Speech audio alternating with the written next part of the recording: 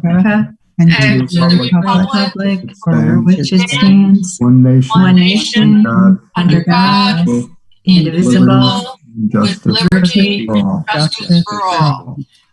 Thank you. A great effort on the part of everyone there.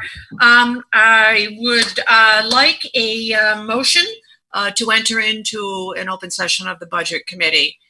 I need a motion, Mrs. Nardolillo, and a second, Mr. Vondell. All in favor? All right, thank you very much. I'd like to begin by introducing Mrs. Nardolillo, and as she is our co-chair of the Budget Committee, and Mr. Vondell, who is the other co-chair. And I guess this we can turn it over to you, Mr. Kaur, to begin the evening.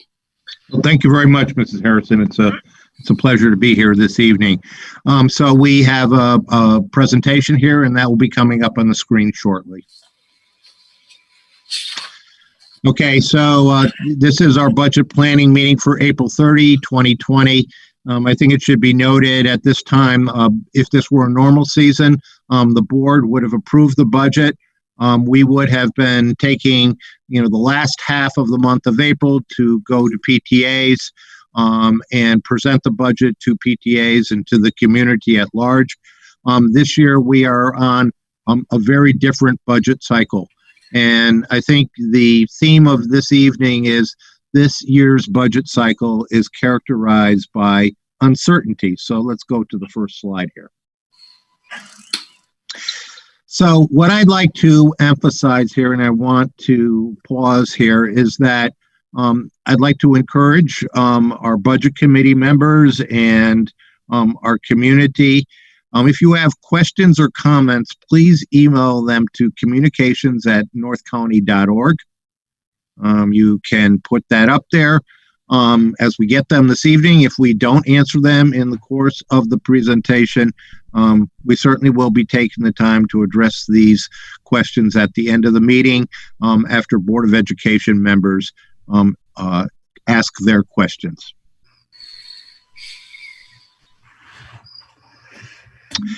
So we always begin our budget meetings with this slide, and it is so important that we realize that we have a district mission, and our district mission focuses on our students and on the adults and the staff, the teachers, the administrators who serve to educate our students. So when you look at that, all students are provided the opportunity and necessary support to engage in relevant, challenging work, which contributes to their academic and social growth and development. And I'd just like to pause here. And we are a school community of nearly 6,000 students and their families. And we are very diverse in terms of the demographics of our family, but in terms of the experiences that our families share as they go through school. And I think throughout this pandemic, those differences have really shown through. And the beauty of school in person is that we have the opportunity to make those personal connections with the staff, with the teachers and the administrators who provide the service of education to school. Lacking that, unfortunately, I feel that, and I think you would find agreement overall in the field of education, that we are working hard and we are working daily to improve our complete transformation to delivering the service of education online.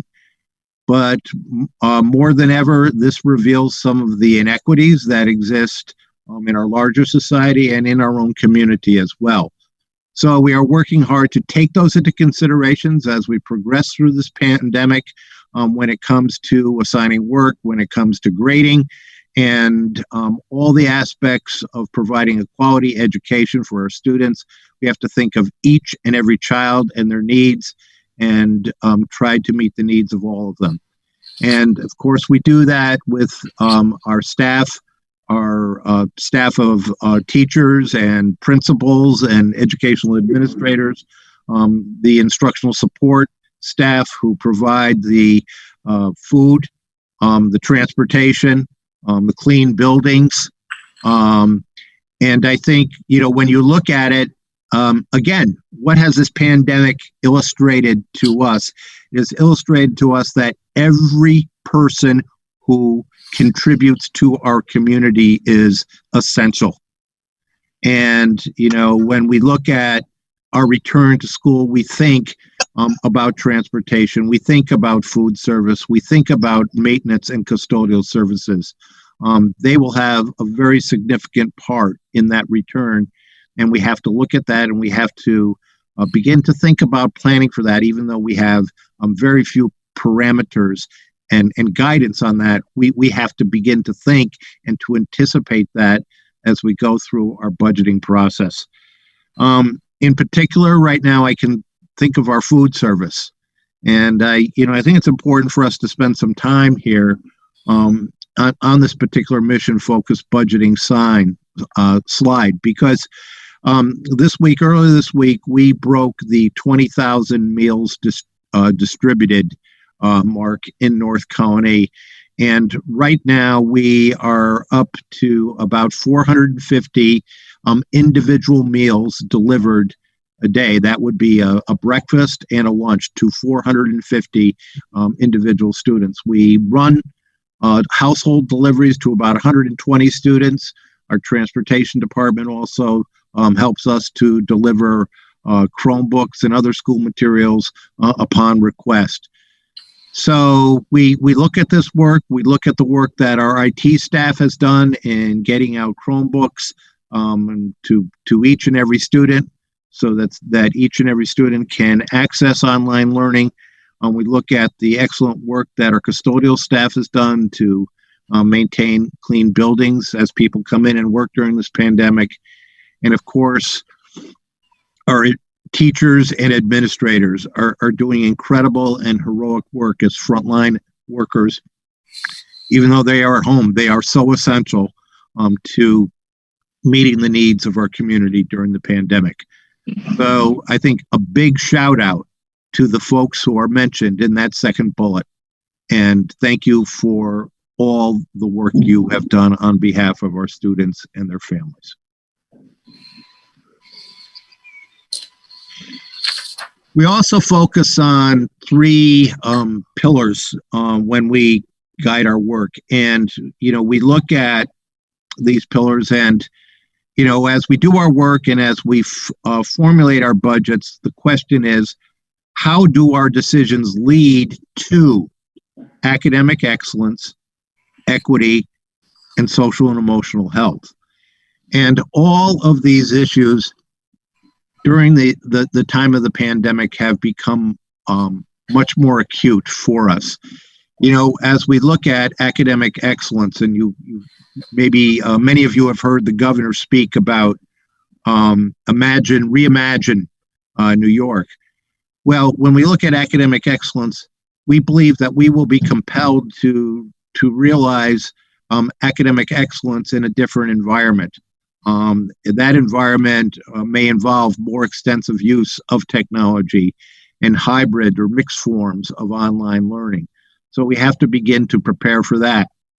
The issue of equity is all the more important. If we are compelled to rely more and more on delivering learning and education through an online platform, then the equity issue is so important. It comes to the heart of the fact that, do our families have access to online learning? All households are not the same. Some households have two working parents and multiple children trying to access the internet at the same time, and that puts a strain on that process. So one of the key issues that we've become acutely aware of throughout this is the equity issue. And then there is the issue of social and emotional health. So when we look at this and we look at our return and we look at, the circumstances we find ourselves in now, we have to look at the social emotional health of our entire organization.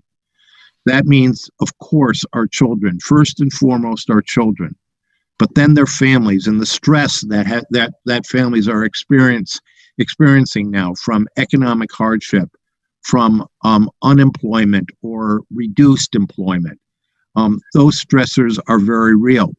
The stressors faced by staff, by the workers working in a pandemic, are also real social, emotional health issues as well. So when we look at the three pillars in light of what we are currently experiencing, their importance to us and their guide to us in making our decisions becomes all the more important. We can go to the next slide. So when we look at this budget, we would, if you could pick out two big themes in the budget environment right now.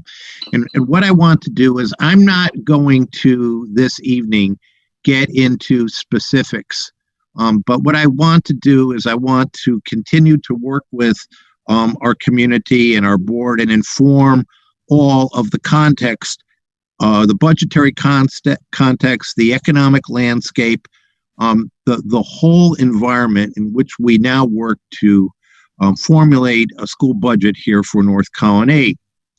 And that environment can be characterized by two words: uncertainty and constraints. And so we'll talk a bit about that. So let's take a look here at the issue of constraints first. So our constraints right now are the decrease in funding that we are experiencing in the state due to the pandemic, but there were issues that were impacting schools financially and state government prior to the pandemic. And I think what I'd like to mention also is that the state had a $6 billion deficit prior to the pandemic, and now that deficit has ballooned to $13 billion. So the impact of that has been on a decrease in school aid. So let's just break this down right now. So the overall state budget represented a $96 million increase in traditional school aid over 2019-2020. That is about 10% of what was originally proposed in the governor's executive budget back in January. Subsequently, with the pandemic, there was an adjusted budget. So the foundation aid for every school district, that's the basic operating aid for the school district, remained flat. It remained equal to the 2019-2020 levels. And then we had something referred to in the state budgeting process and in our state aid runs as the $1.128 billion reduction in overall aid. When we received the first stimulus package in New York State, the first federal CARES restoration funding, that amount of money was fully restored. Okay, so we had flat foundation aid, but it could have been much worse had it not been for the first federal CARES restoration. However, I would caution all to understand that this story is not yet over, and we will get to that further on in the presentation, because I think, there is still a strong need for additional stimulus money from the federal government to support state and local governments. In this budget, the governor's proposal to consolidate 10 categorical aids, including BOCES aid, the governor originally wanted to consolidate them all under foundation aid. This was not desirable because many of those aids are, particularly some of the big aids, the big three aids in there, building aid, BOCES aid, and transportation aid, are all expense-based aids. So the aid flows the following year. So you can predict how much, at least that's the one predictable part of the budgeting process that exists. School districts know what they spend on transportation, what they spend for BOCES, and what they spend on building aid, and they know what is coming back to them next year, so they can plan for that. So that actually was good news, okay, that those categorical aids were not consolidated. It gives us a little more certainty in the budgeting process. Now, the fourth bullet that you see there is the big question mark, and it is the, it makes this budgeting environment problematic for us. I mentioned uncertainty in addition to constraints being a key word to define this budget season. And I'll get to this in more specific detail in a later slide, but the governor has given extraordinary powers to the director of budget to periodically reduce our state aid throughout the school year based on the performance of the state budget. So we can go to the next slide right now. So bringing this home, you can see here that North Colonie was slated in the original executive budget. So this was the revenue or the state revenue projection that we used to begin our budgeting process way back in January. We were scheduled to receive $12,588,865 in foundation aid. And that was an increase of $463,000 over last year's allocation. That is gone now. That is because, again, as we stated here, the post-COVID foundation aid was held flat. And so the result was that now North Colonie's foundation aid is $12,125,223.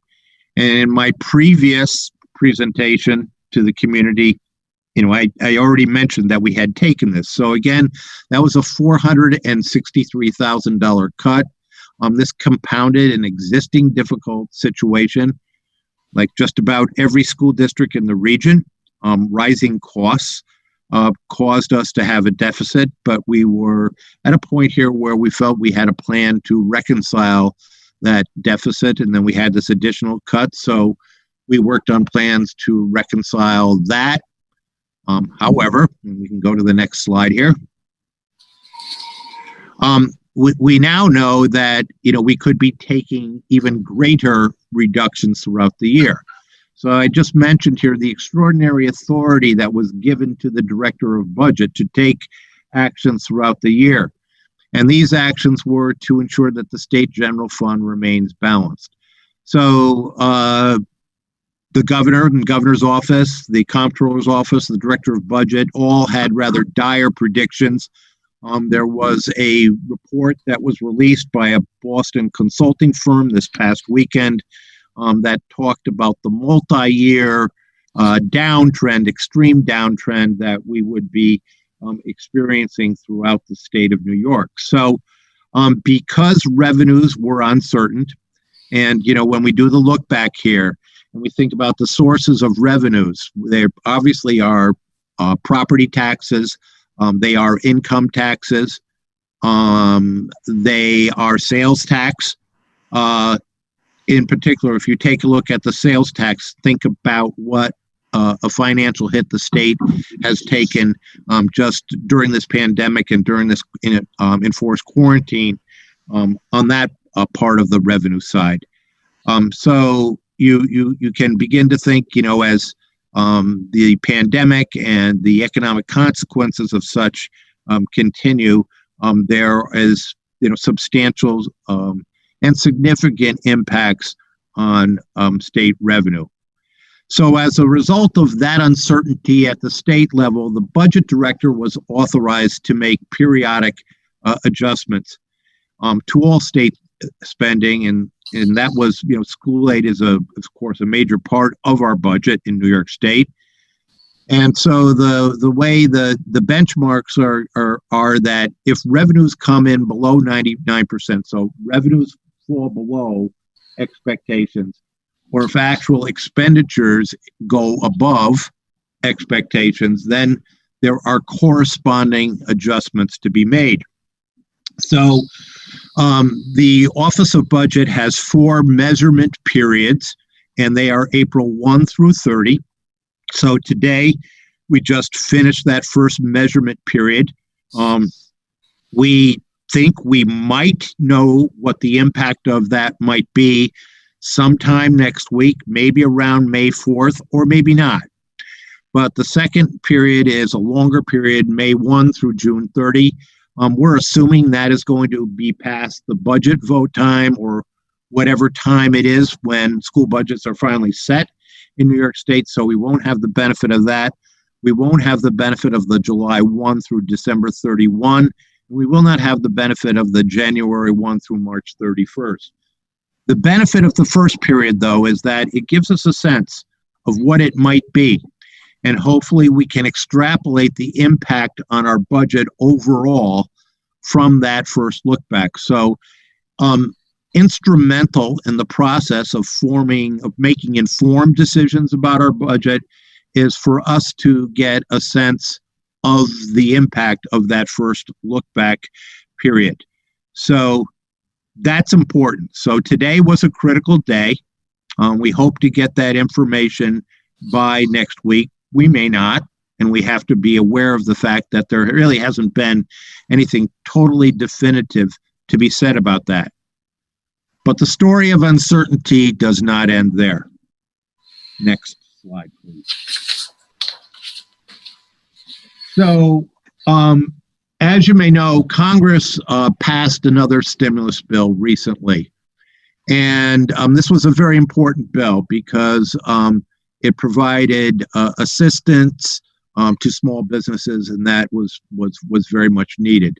So, we're hoping that the benefits of that stimulus bill reach its intended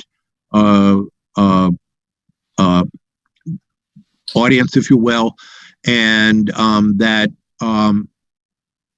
will be a step that will be positive in helping to stabilize our economy.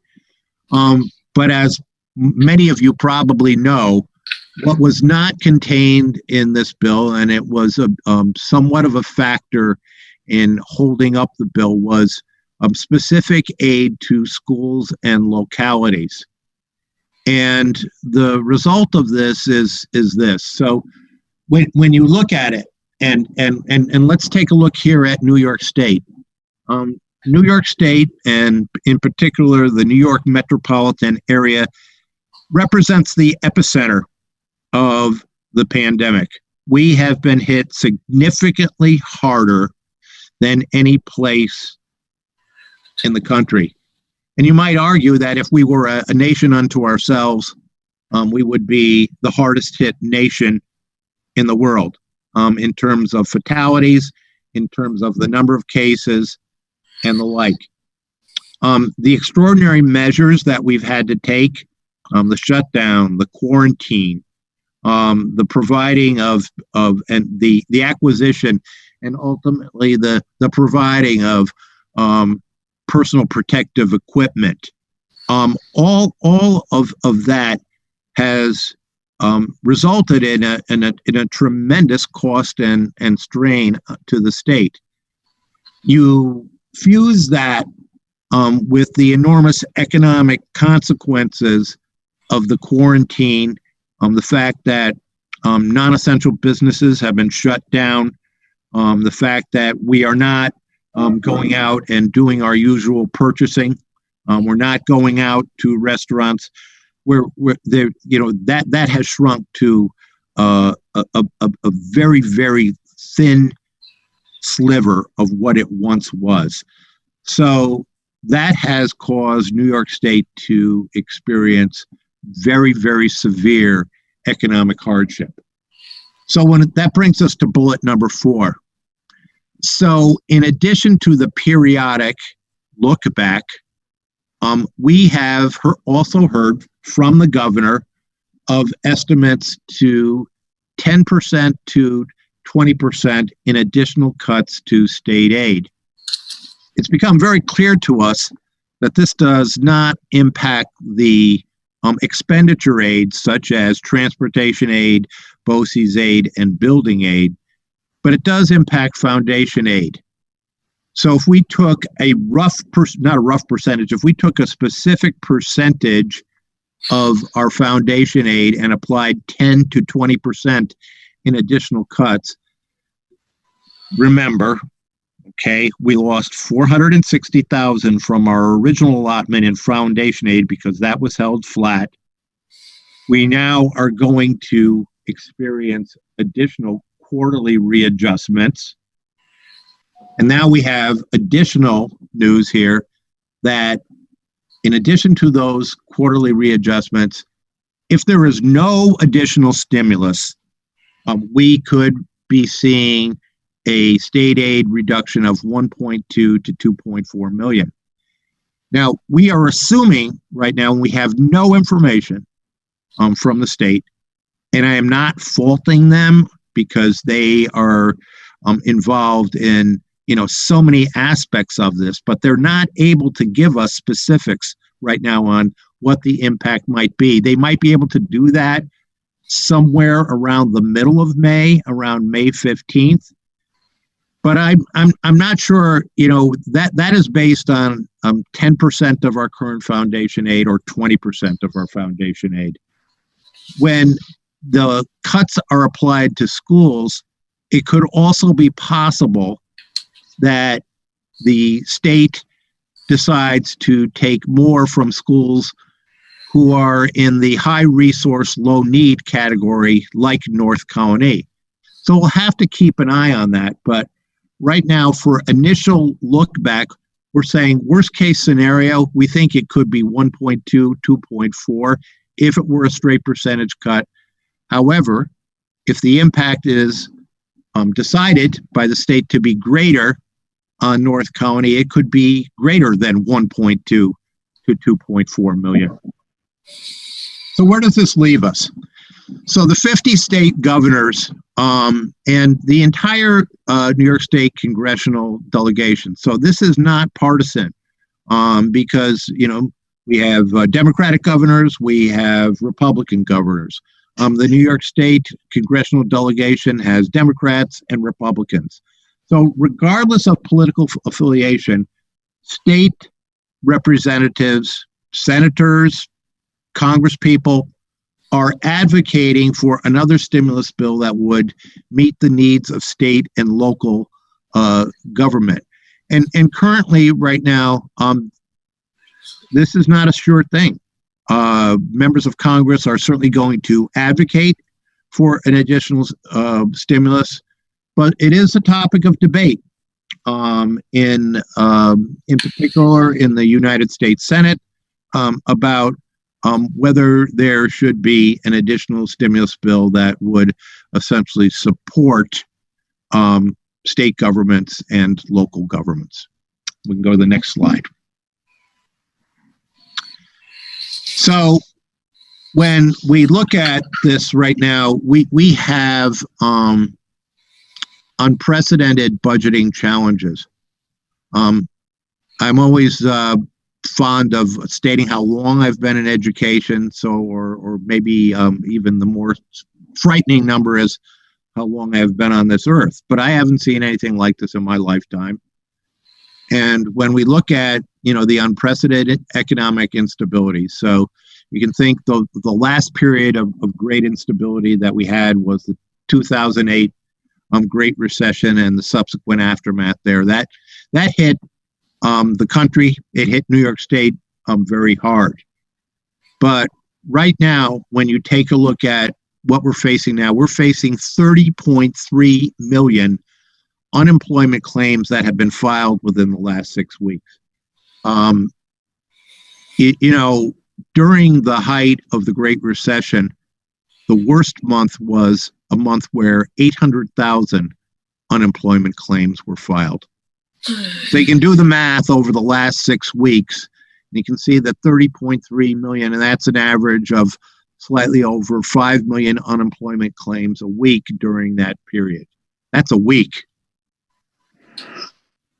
So this dwarfs the impact of the Great Recession. And then, we have, falling financial markets, certainly unstable financial markets. the public pensions, the teachers' retirement system, and the employees' retirement system in North County. It contributes to both, as do all public entities. Those contributions, our share of those contributions will become greater, significantly greater, because of the unstable markets, the unstable financial markets. So although this year is a good year for us, and we're very fortunate, the out years, because when they, in the case of the teachers' retirement system, there's a 5-year look back to the performance of the financial markets. Those out years will, those out years will be very challenging. And our requirements to contribute will be increased, and that will be a significant challenge to our budgeting process. So the point being is that when we look at this budgeting season, we can say, well, we can get through this year, but we have to look at a multi-year downturn. And the challenging notion is that this year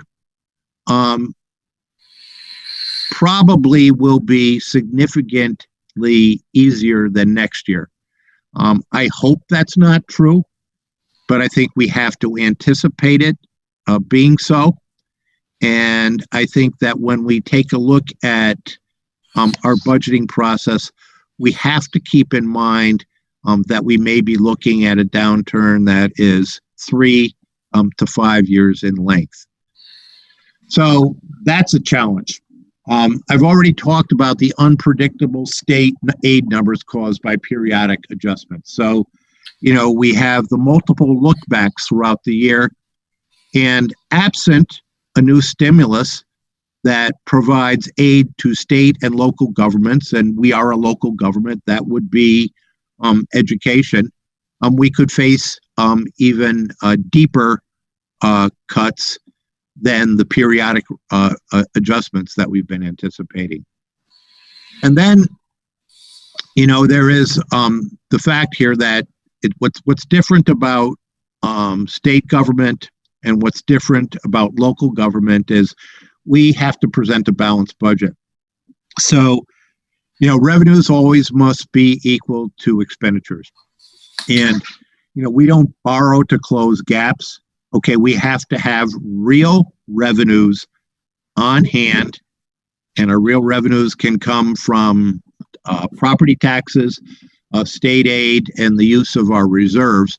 But there have to be real dollars to back up those expenses. So that's our challenge. And when we look at this is a challenge, but it is our reality, and we will deal with it. So it is challenging. It's not insurmountable. Let's look at the next slide. So, uncertainty. So we know about constraints, we know about uncertainty, and let's look at even more uncertainty now. So we all would like to think that when we return to school, whenever that is, and at the governor's press conference tomorrow, there was a promise that we would have more specific information about schools. So at that point in time, tomorrow, we hope to find out, are we going back on May 18th? I don't think so, but I don't know. And May 18th would be our first day back. The governor's executive order said that we are closed through May 15th, which is a Friday, and we would resume on Monday, the 18th. So I am doubtful that we would go back, but I can't tell you that, there's no way. We'll have to wait and hear. We could have another 2-week extension, which would put us at or about June 15th. And we could have another extension after that, which would put us at or about, a 2-week extension from the 18th would put us at or about June 1st. Another 2-week extension would put us at or about June 15th. Or the governor could say schools will be continue remote learning until whatever date, and schools will be not open for a public session for the rest of the year. We don't know, but I think it would be important for all, if you're able to watch the governor's press conference at 11:30 tomorrow. So we have a lot of unknowns with reopening. And as I said in the beginning of this slide, we'd all like to think that a reopening is going to be, the doors open in September, the students come in the door, the teachers teach, principals run their buildings, our support staff does their job of cleaning, of serving meals, of transporting our students, of making sure the buildings and grounds are safe. We look at all of that, but we know that that's not going to be the case. And in particular, if we are directed to go back on May 18th or June 1st or whenever it is, June 15th for a brief period of time, we know that we're going to be going back in a very, very regulated environment. So we know that our reopening is not going to be left up to us. There are 700 school districts in the state of New York. There will not be 700 individual decisions made about how we go back. We'll have direction. We'll have guidance. That guidance will be provided by the Center for Disease Control, the New York State Department of Health, the New York State Education Department, the Albany County Department of Health, and of course the governor's office. And we are currently working regionally because we realize there's power in that. We're working with the 24 schools of the Capital Region BOCES. And I'd also like to add that, we as a group meet 3 times a week, Monday, Wednesday, Friday. We are joined actually by schools from all over the state, and in particular from the greater Capital Region, beyond Capital Region BOCES, but also the superintendent of Syracuse City School District. We have quite a group who we come and we talk about the major issues that we're facing. And so as a region, we're getting together, and I'm fortunate to be able to serve on this particular group to talk about, to begin the conversation, what is reentry going to look like? And will reentry, if we get asked to reenter in May or in the 1st of June, how will that look, and will it be different from a reentry in September? So when we look at the reentry, some of the considerations that we have to look at in our budgeting process, and we really don't have any specifics on that because we don't know the regulations, but providing personal protective, okay, and that's essentially cleaning at a hospital level every 24 hours. For those of you who may have seen today, they talked about 24-hour turnaround on the cleaning of all public transportation in the city of New York. That's subway cars, buses, all public transportation. So to do that right now, they could shut down the transit system and the public transit system from 1 o'clock in the morning to 5 o'clock. If no one is going out, there still would be essential workers who have to get to and from work. So they have figured out a plan to do that. But they would have to literally shut the transportation system down, and they figured that they could get it cleaned within those 4 hours. Well, as a region, Capital Region BOCES has looked at it, and if required to provide the cleaning at that level of service, at that depth of cleaning, they looked at the specifications on that, and that would require doubling the custodial staff. So we have to look at this. We have to get specific guidance, which we don't have yet, and we have to develop plans, which we are working on, but this has budgetary implications. And when we come back, we have to acknowledge the fact that this has been a traumatic event on schools. And so when we come back, there will be students who need instructional support. There will be students who, for a variety of reasons, have been able to access education or not. And so, are there gaps? And if there are gaps, how do we address the gaps? And how do we address the gaps if, in fact, okay, we're not allowed to attend school in actual time, physically be present here during the summer? So we're going to have to figure that out as well, but that also comes with a cost. Mental health. Okay, we all know that this has been a stressful time on us all, but it's been a particularly stressful time on families and the children of families where individuals have lost jobs or suffered reduced employment, or for home situations that where individuals struggle to begin with.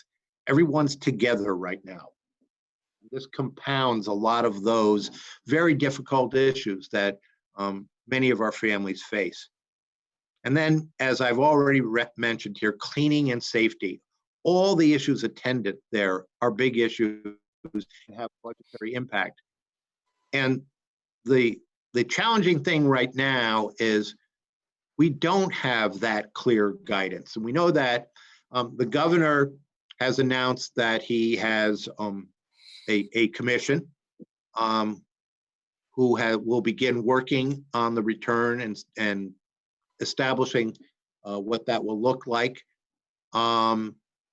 There was one public educator on that commission. I think it was several hundred people. And that was the chancellor of the schools of the city of New York. There was, yesterday, there was an announcement of an additional reentry commission, which will be led out by the Board of Regents, Chancellor Rosa, and interim Commissioner Tahoe from the New York State Education Department will lead that. And that will involve different professionals from all aspects of school governance and education, including teachers, including support staff, including administration, and the like. So these are issues that we are aware of, that we are thinking very closely about, but to really get down to the plan, we need to know what are our parameters? What are the specifics? What are we going to have to do when students return? Are we going to have to socially distance desks 6 feet apart?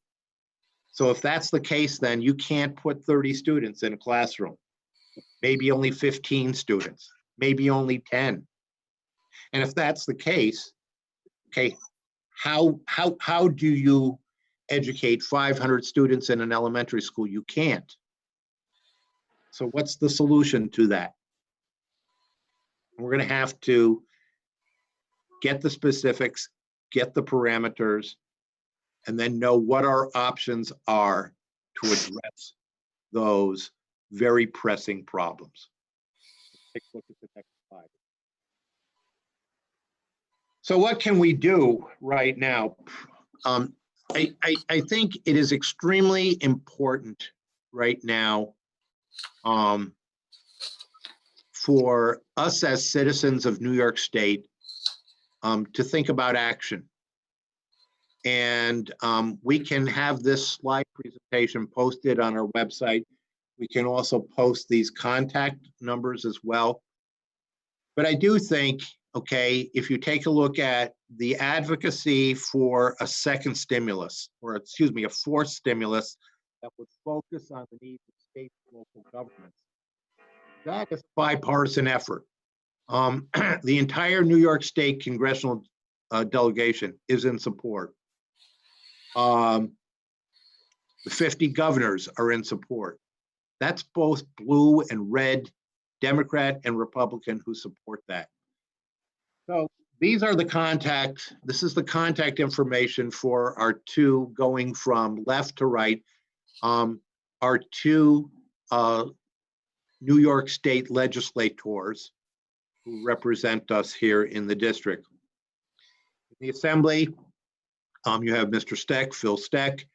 You have Senator Neil Breslin in the Senate. There's their contact information, and this will be posted on our website so that you can access that. In the House of Representatives, we are represented by Representative Paul Tonko.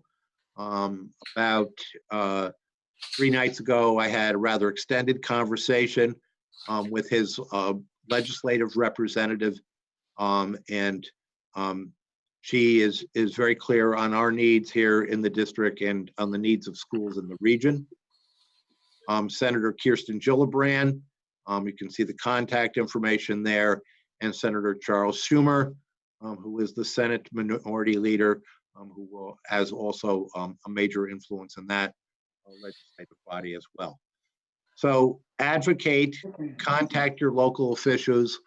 We can also look for sample letters and put them up there so that you could contact local officials, tell them about your concerns for local governments and for public schools in the state of New York, and how really dollars and financial support is direly needed at this point in time. Let's look at the next slide. So how are we going to meet the challenge? And, you know, I put these up at the beginning of our budget process, or, you know, back in early March, and then, you know, at our next meeting, which was in early April. But the budget goals really remain the same. They have just become harder, that's all. But we have to focus on what we do. We can't forget who we are. We are a public school. Public schools are important. They make a difference in the lives of students. And the foundations of this country were predicated on a public education. You know, Thomas Jefferson spoke about the role of an educated citizenry in democracy, that, you know, we need participation. We need informed participation. We're fundamental to that process. We're fundamental to the process of creating better opportunities, a better life for all. And so to do that, we need to consider the entire needs of our students, academically, socially, and emotionally. That's important. That's critical to our mission statement. And also critical to our mission statement is for us to get better, okay, for us to build continuous improvement, we have to build upon the wonderful work done by our staff. And that includes everybody who works here. It includes our teaching staff. It includes our administrators, our principals. It includes our support staff. They're all going to be faced with significant and new challenges. And now more than ever, we have to be extremely critical and analytical in how we look at our programs and how we look at our decision making and what its impact is on academic excellence. How do we support the teaching and learning of our students? Equity. How do we do that in a way that gives all students what they need? It's not giving them equally, but it's giving students what they need. And how do we focus on that very important and now more than ever critical need of social emotional well-being? And so when I take a look at maintaining existing staffing levels, I think that needs some clarification, because what we want to do and what our goal is throughout this process is we are looking at all the individuals who are currently employed here, and we want to provide them with continued employment. Okay, but we're going to have to do that in a way that minimizes staff replacement or addition. So that means essentially that if we have retirements or resignations, those positions may go unfilled. So if you see a headline, and we have not finalized what this looks like yet, because our budget, okay, we are a long ways from understanding what our revenue picture looks like, but our goal is that no one will lose a job. But it does not necessarily mean that everyone will be back in the same place. And it does mean that when we look at it, it says, well, North County maybe lost X number of positions. But the goal is no one lost a job. Every human being is coming back and having a position in the district. Next slide, please. We also have to take a look at our community. And, you know, when we look at those unprecedented filings for unemployment in this state and in the nation, we know that we're on hard economic times. So we have to take a look at a tax impact. And so the tax impact is what you're actually paying. So we have something in the town called the growth factor. Our growth factor is about 1.25%, 1.5% maybe. So when you look at that, the revenue, the tax base increases. So what we want to do is we want to have the impact. There may be a rate that might be 1.5%, but because of growth, negating that impact, it would be nearer at 0%. So we're taking a look at how do we keep it at near or at 0%. And we want to look at the decisions that we make as part of our budget. These have to be decisions that look towards the future, that looks down the road and realizes that the financial future is uncertain. So we have to take a look at, okay, what would be the causes of our structural deficits? How can we do that? We have to avoid just relying excessively on short-term solutions, kicking the can down the road. And we have to look at how do we become sustainable. Next slide, please. So how will we close it? So I already telegraphed, if you will, the first strategy was we have a number of retirements. And so we will have to use attrition through retirement, consolidate where we're not filled positions. We'll find a way. We have to take a look at our previous assumptions. So because we've done something and maybe done it well for 30 years, doesn't mean that it's the best way anymore. We have to take a look at what do our kids need in this new environment and how do we redesign programs to accomplish long-term structural savings. We have to take a look at, okay, what are our future plans and reconsider such.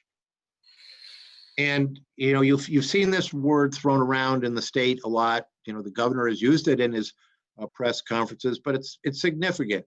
We have to reimagine, right? You know, reimagine New York, the governor has often spoken about. Well, maybe we have to apply that to North Colonie as well. And we have to begin to reimagine North Colonie as we plan for educating our community in this uncertain environment. And then possible, we have to seek additional revenue sources. So can we collaborate with some of our community partners here in North Colonie, in a neighboring district like Manans? Can we share services? We know that the state of New York has made some grant money available for local governments like school districts who look to share services. So we have begun some conversations with our neighbors, our colleagues in Manans, to take a look at that and to see how we can actually, are there opportunities for us to share? If not now, maybe in the future. You can go to the next slide. So, you know, the fact is, okay, school buildings have been shut down. We haven't been running buses. So we will have some savings from this current year, which will add to our fund balance at the year end. And we've been fortunate and through good management, able to accumulate some reserves. This is not a strategy to go forward with, to expend your reserves, but at some times, they are representative of our rainy day fund. We can argue that it's more than raining right now, it's monsooning. And we can use some of this savings to offset expenditures, but only on a short-term basis. We also have restricted reserves, and these are reserves used for a specific purpose, such as to help you meet your obligations to the teacher retirement system or the employees retirement system. So we could use those reserves to help us meet our challenges. We know that this year's impact is not significant. Next year's impact will be significant. So perhaps the use of those reserves can smooth the impact of that challenge. And so basically, we can also take a look at what our debt service is and how do we use another reserve, and that is our reserve for debt service, to mitigate the impact there. And as I said before, and now more than ever with the new news about further reductions, we have the newly found gift of time to gather more information. So what I do not have for you tonight, because we have not been given a time, I don't have a specific date or a time for a budget vote, Board of Education vote in the state. So the consensus, the wisdom that school districts have to follow at this time, and we are following it, all of us, almost to a T, is we need to use this gift of time to gather more information and perhaps to see what happens on the federal level before we finally set our budgets. And let's go to the next slide. So this is a unique budget meeting schedule. I've never had one like this before. So it says to be determined, the budget schedule. So May 20th, sometime in May, we would hope after the 15th, all will depend on when the state sets a voting date for us. We'll talk about staffing, enrollment, new programs, property tax report card, and approval of schedules. And this will be done in light of the information that we have at that time. So I will give you an example. So if we have a 20% reduction in our operating aid, that's $2.5 million less than what we were initially promised, we will have to construct a budget under that assumption. And then later on in May, sometime again, depending upon the dates that we will be given, the board will adopt the budget. Maybe in May and maybe in early June, there might be a budget hearing. That would be the public forum on the budget. It would be the candidates for the Board of Education. And then sometime in June, we assume that we will be given a date ultimately for an annual election and a budget vote. So I think, the theme of this presentation was that of constraints and uncertainty. This is the environment in which we operate. And we will be making decisions as we get more information. And we want to keep our community involved and engaged in this process. So that concludes my presentation for this evening. And Mr. Nardolillo, Mr. Vondel, I'd first of all like to open it up to questions, comments from the Board of Education. You can see up on the screen right now, if you have a question and you're in the audience, you can email that question to communications@northcounty.org, and try to address those questions this evening. Does the board have any questions? Mr. Nardolillo, Mr. Vondel. Comment. I just would like to say, you mentioned in the slide, one of your slides, that this is challenging but not insurmountable. And I just want to say it just shows us what a terrific job you guys are doing. I know you're putting everything into this, and I know the reason you're doing it is for what's best for our students. So I just want to say once again to you and your central office team, thank you. And I think it's great that you find it in, you have your work cut out for you and find it not insurmountable. Thank you. Yeah, I would also like to say that the board continues, as Mrs. Nardillo basically has just said, continues to be grateful for your your seasoned, smart leadership. And you use the word wisdom, your wisdom during these times. And I know that as a leader, you've always been an optimistic leader.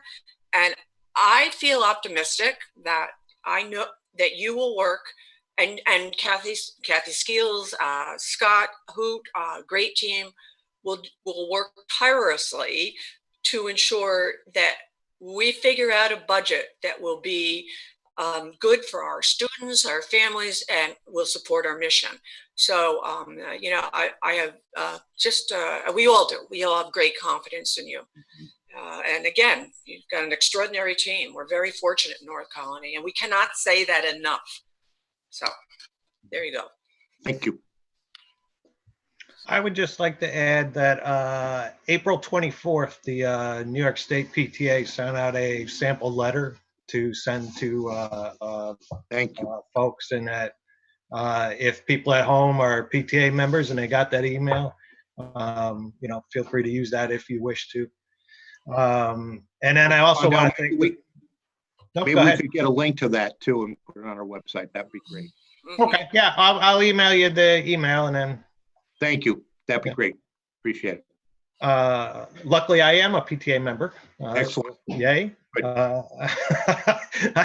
I also want to thank the public for this. Not knowing things is driving me crazy. So it has to be driving the parents crazy and everybody else. I understand that. I know that. Thank you for your patience, and because we would love to give you answers if we had answers, but we don't have any right now. So just try to be patient with us while we work through this. And again, thank you to the staff. And I'm shocked at the 2,000 meals that we've put out already. So that's 20,000, Ron. 20,000, Ron. 20,000. Oh, 20,000. Yeah. That's what I mean. Yeah, that's just an amazing number to me. So thank you. It is. Our staff has done a great job. Thank you. Were there other questions? Yeah, I think we've been, Sam and Chris, are there any other questions from our viewing audience here?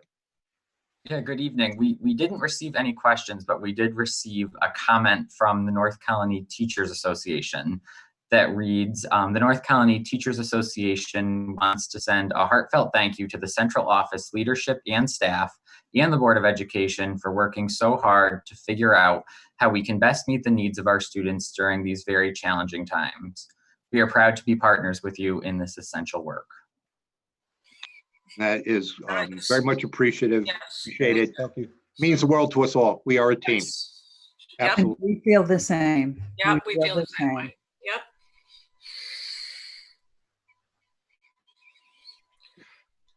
Well, Mrs. Nardillo, Mr. Vondel, I think I would believe that would be concluding my end of the meeting. Are you, Mr. Vondel, Ms. Nardillo, are you finished? Do you have anything else? I do not. All right. Everybody, no more questions, and I'll take a motion to leave budget and adjourn. Mrs. Nardillo, and a second. Mr. Cannon, all in favor? Thank you very much. We're through. Thank you all for joining us tonight. Again, this was a very informative evening for all of us. So again, thank you for joining us. And if you ever have any questions, you certainly can email our communications office at any time. All right. Good night, everyone, and good night to the board.